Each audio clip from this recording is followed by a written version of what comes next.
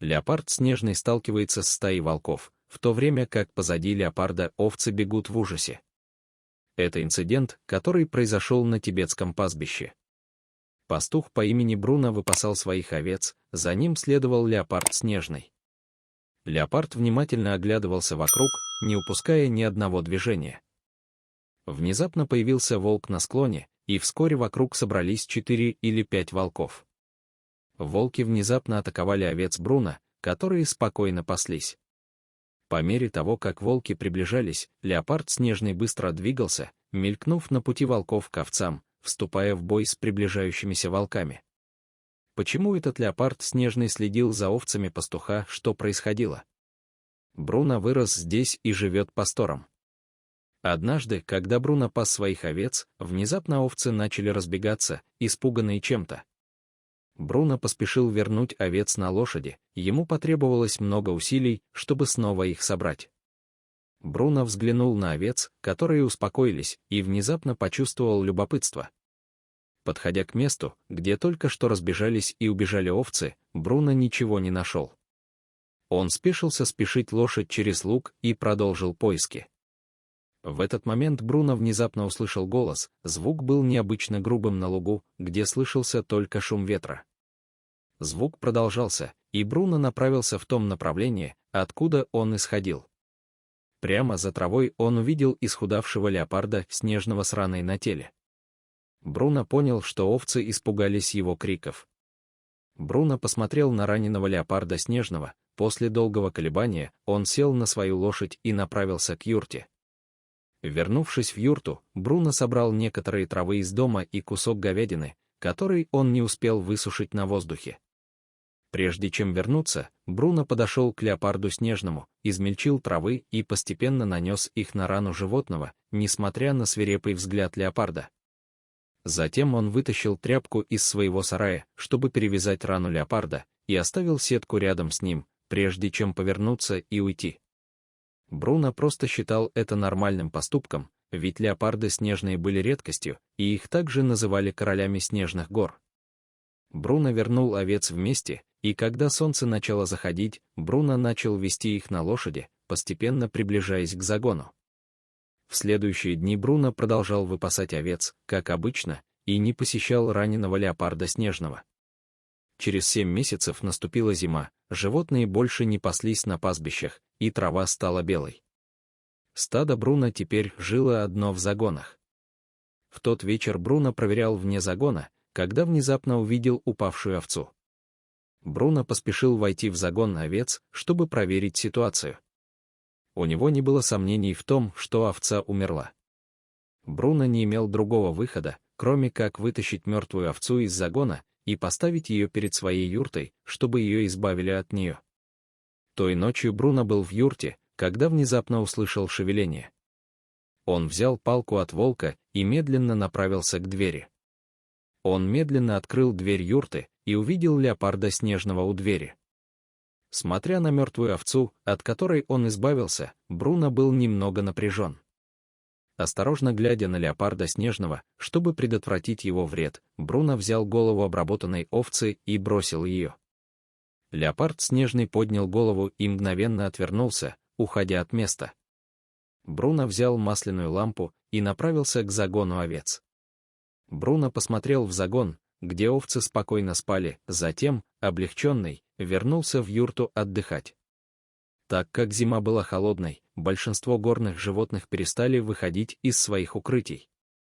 Леопард Снежный пришел в дом Бруно из-за голода.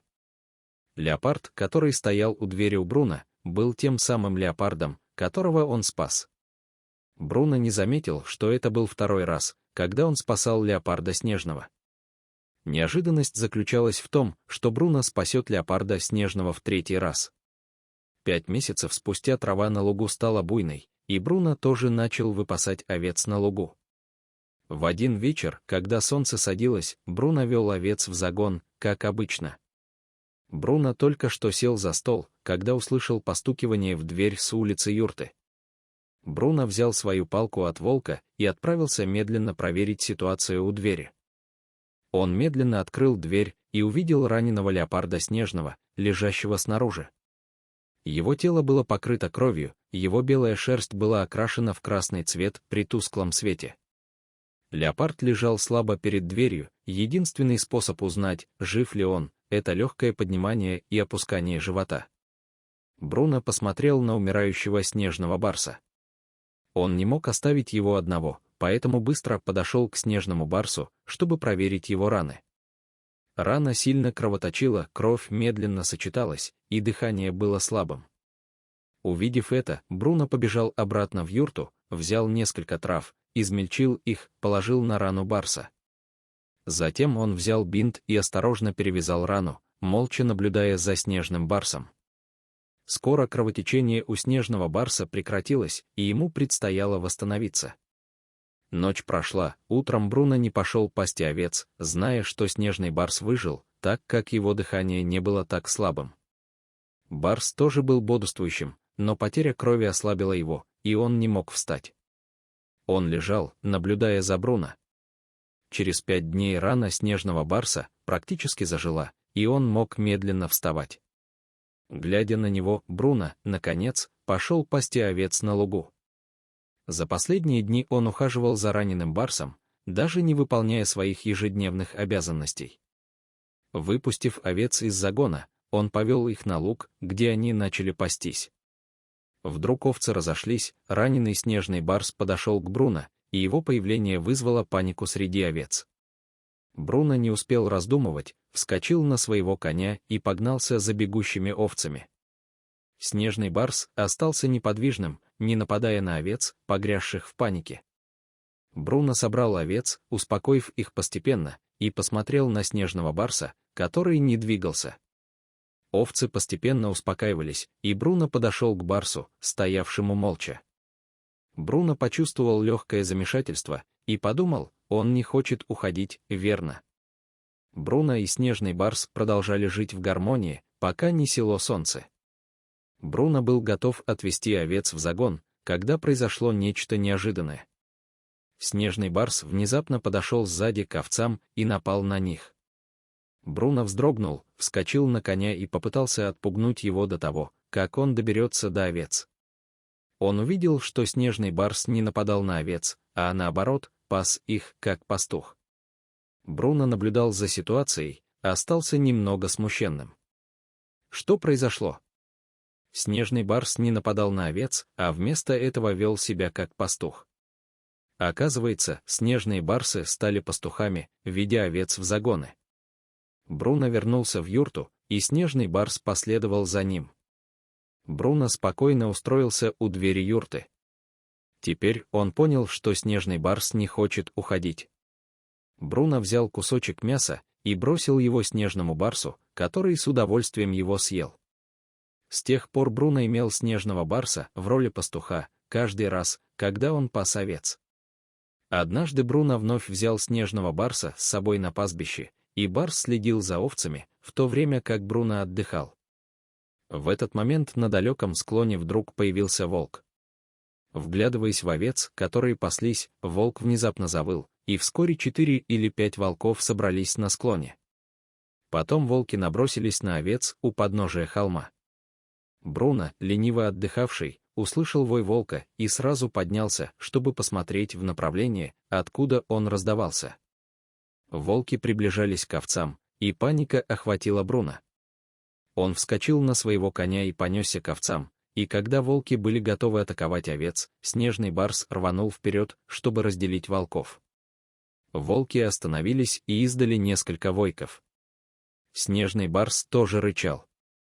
В это время Бруно прибежал и, глядя на снежного барса, стоящего перед волками, поспешил отвести овец. Это разозлило волков, и они бросились на снежного барса. Снежный барс в мгновение укусил в горло одного волка, при этом сам получил царапину от другого волка. Бруно, следивший за ситуацией, взял свою палку, чтобы отпугнуть волков, и последовал за ними, чтобы прогнать их. Увидев, что ситуация не в их пользу, волки вынуждены были бежать вдали. Бруно спас снежного барса 3 раза. Снежный барс заботился о овцах вместо Бруно, и вместе они отгоняли волков. Бруно и снежный барс могли жить в гармонии благодаря доброму сердцу Бруно. Иногда чувства животных бывают более искренними и чистыми, чем у людей. Спасибо за просмотр. Если вам понравилось видео, не забудьте поставить лайк и подписаться. Дайте знать, что вы думаете об этой истории в комментариях. До следующего раза.